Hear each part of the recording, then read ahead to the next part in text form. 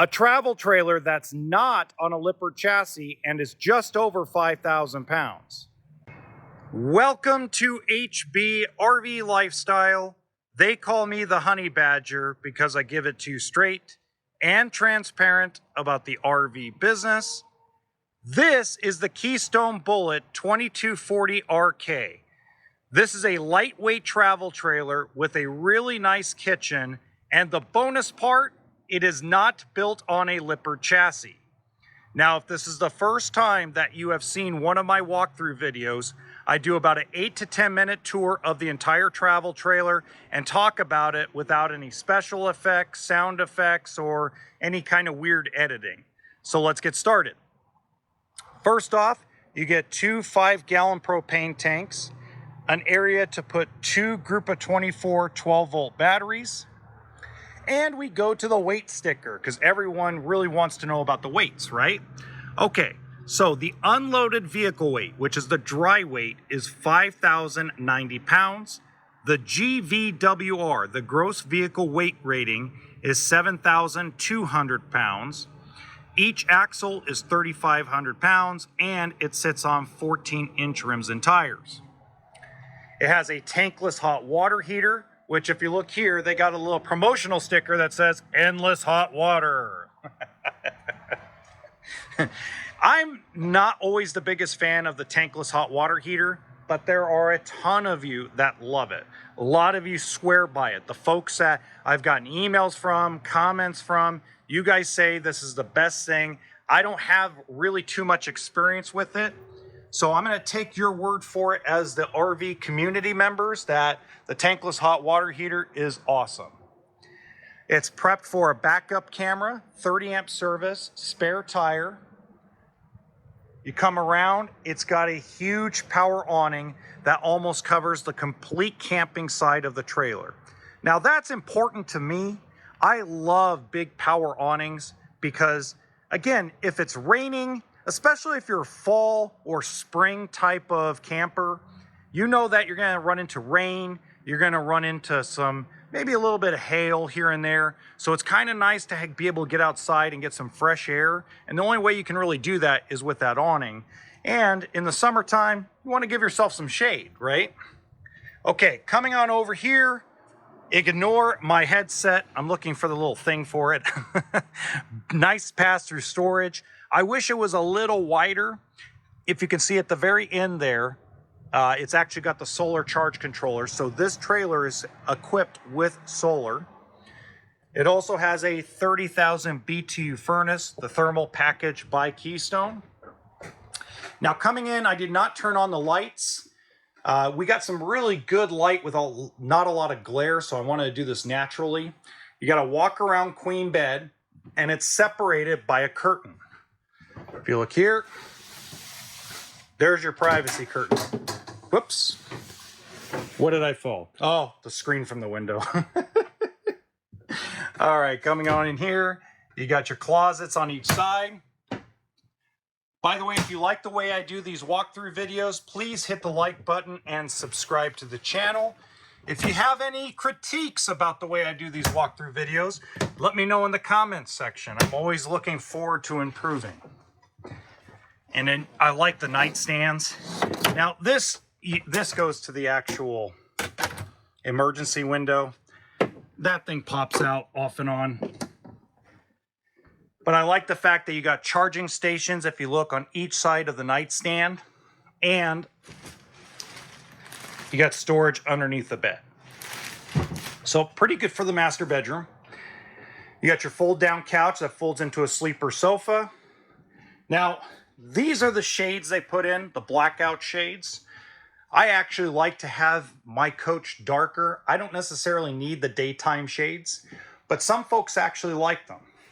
You got your Booth Dinette, which right now it's put into the bed position. You simply slide the table there on the ridges if you're a first timer, and the cushions go on top. Now, generally you're gonna fit maybe one adult on there, maybe two children. These are nice cabinets right here, really nice and stable. You got your TV.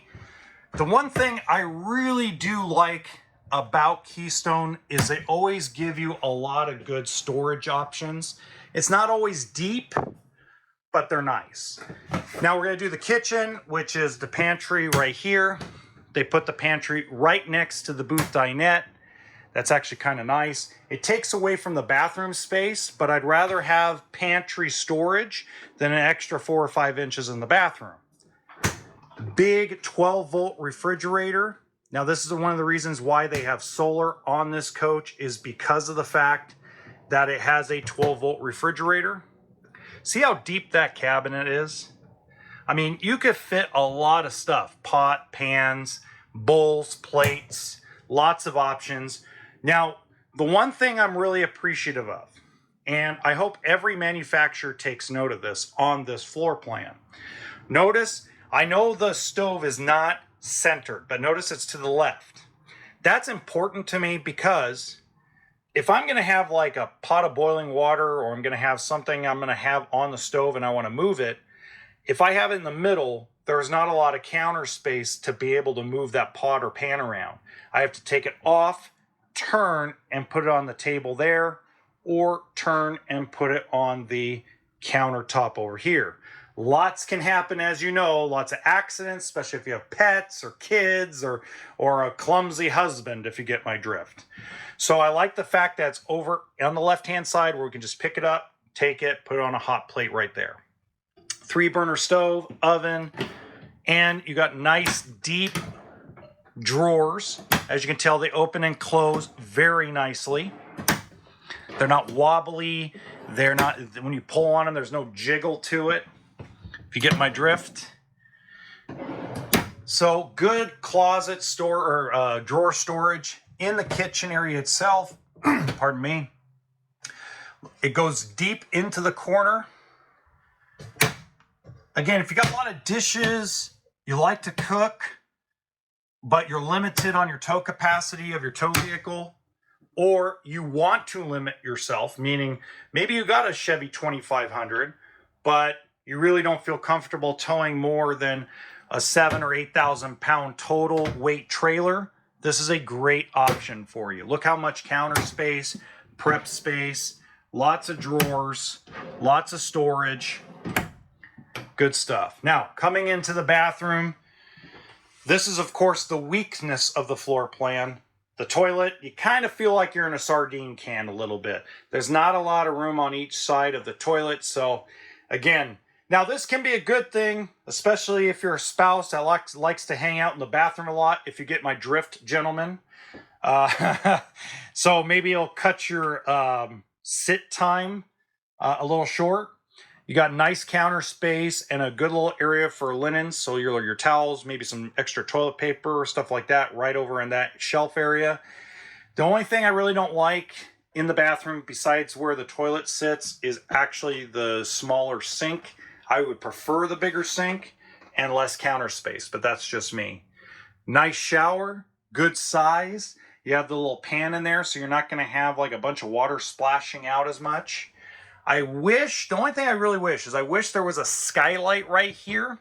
If there was a skylight right here, you could fit some taller guys. So if you're 6'4", 6'5", you're probably not going to like that shower. All right. Now, if you have any questions, please let me know in the comments section, or you can simply send me an email or direct message. Please make sure you follow us on Twitter. All of that, or X, whatever they call it now, all that information is in the description box below. And in the top right-hand corner of this video, there's a really nice travel trailer. It's a little older, but I think it actually equals or is better than this floor plan itself. Until next time, remember, toolkit and sense of humor.